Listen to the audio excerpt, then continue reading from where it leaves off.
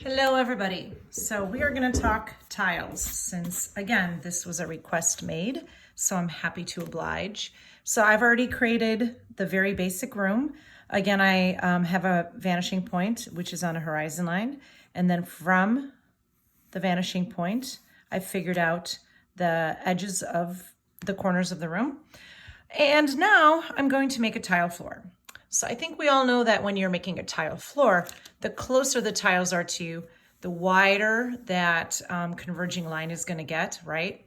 And the tiles themselves are going to become a little bit bigger as well. So how do we do this in a mathematical way so we're not eyeballing it? Well, one way to do that is okay, so look, this is perfectly 6 centimeters. I didn't plan on doing that. Is to use a ruler and then use some very basic techniques. So I'm going to start with every 1 centimeter, and you can decide how big you want these to be.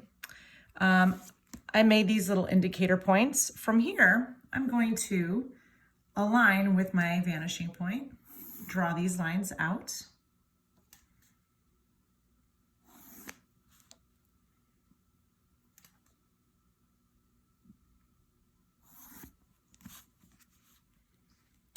And this is the easy part, okay?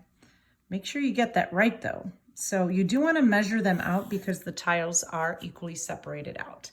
So the measuring out does become relevant and important. I notice my line here is a little funky, so I'm just going to redo this line here. Okay, next thing is you want to establish the depth of the tile. The tiles could be perfect squares or they don't have to be. I'm going to go with they don't have to be because I'm not really that concerned about them. So I'm going to start out by drawing one horizontal line, which is going to be the indicator of that first set of tiles that's furthest away from me. Sorry, this line's bugging me. Okay. Next thing I'm going to do to figure out accurately how much bigger each tile is going to get, which creates really cool optical illusion anyway, is really simple, but people miss this step all the time. I don't care which one of these squares you pick.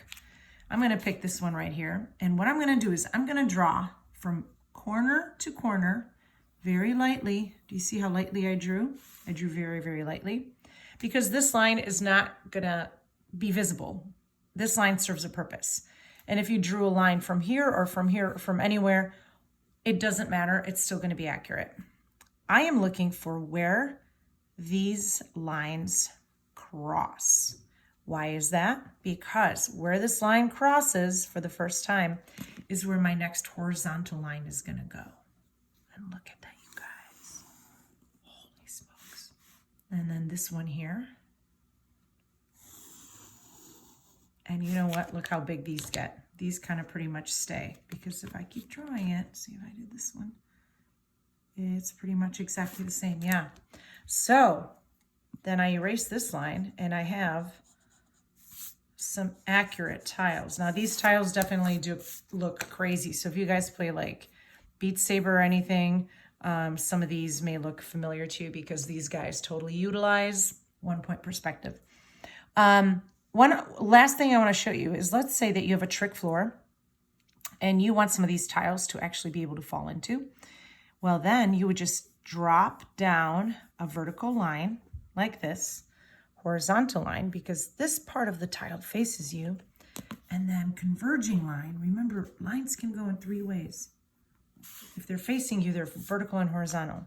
If they're moving away from you, they're vertical and converging. And then you can like give it a nice shading in here, right? Like it's kind of falling in space.